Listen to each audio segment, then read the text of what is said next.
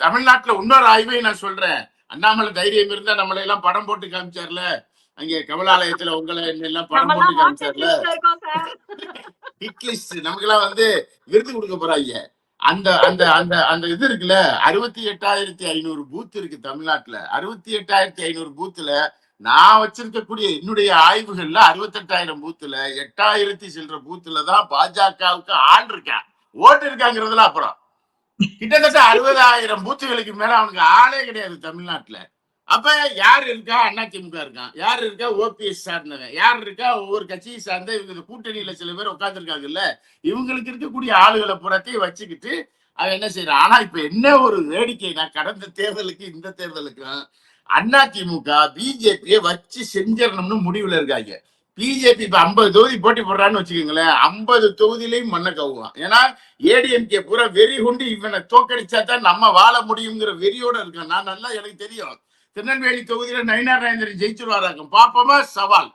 திருநெல்வேலி தொகுதியில அதிமுக ஆதரவோடு நயினார் நாகேந்திரன். அதிமுகவுக்கு என்ன சார் லாபம்? அதிமுக கட்சியை காப்பாத்திக்கலாம்ல.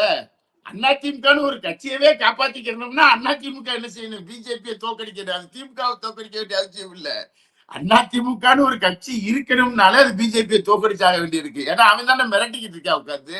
அப்ப உனக்கு இவங்க மெகா கூட்டணி அமைப்போம் அப்படின்னு சொல்றாங்க. பட் அடுத்த நிலையில் இருக்கக்கூடிய கட்சிகள் எல்லாம் பெருசா ஆர்வம் காட்டலையே. இப்ப பாமகவுக்குள்ள ஏற்கனவே பிரச்சனை நடந்துகிட்டு இருக்கு. பெரியவர் ஒரு பக்கம் ஆதரவா இருக்காருன்னா, அன்புமணி இன்னொரு பக்கம் ஆதரவை தெரிவிக்கிறாரு. தேமுதிகவும் இன்னைக்கு அவங்களுடைய நிலைப்பாடுல வெளிப்படையா அவங்க எதுவும் பேச மாட்டேங்கிறாங்க. இன்னொரு பக்கம் நாளுக்கு நாள் விஜயுடைய அந்த மீடியா ப்ராமினன்ஸ் அதிகமாயிட்டு இருக்கு அப்படிங்கறத பாக்குறோம். ஆரம்பத்துல விஜய் வரவேற்ற எல்லாரும் இன்னைக்கு கடுமையா விமர்சனம் பண்ண ஆரம்பிச்சுட்டாங்க. பிரேமலதா கடுமையான விமர்சனங்கள் வைக்கிறாங்க. சீமான் கடுமையா விமர்சனம் பண்றாரு. இபிஎஸ் இன்னைக்கு விமர்சனம் பண்றாரு. பாஜகவே விஜய விமர்சனம் பண்ணுது. பாஜக தான் மறைமுகமாக விஜயை கொண்டு நிறுத்துச்சு அப்படின்னு நம்ம சொல்றோம். இந்த அரசியலுக்குள்ள பாஜகவுடைய பங்கு என்ன? அவங்க என்ன ரோல் பிளே பண்றாங்க? அதாவது ஒண்ணு இல்ல. அதாவது நான் அதைத்தான் சிம்பிளா சொல்றேன். 47% வாக்குகள் அப்படிங்கிறது திமுக கூட்டணிக்கு ஸ்டேபிள். இது 47 to 52 இந்த ரேஞ்சுக்குள்ளதான் அது நிக்குது. இப்ப இந்த 47 இப்ப இவங்க என்ன கணக்கு போடுறாங்கன்னா, அதிமுகவுக்கும் பாஜகவிற்கும் தனித்தனியா அவங்க நின்னாங்கல்ல, 20%, அங்க ஒரு 18, 38%, 40ன்னு வச்சுக்கோங்களேன்.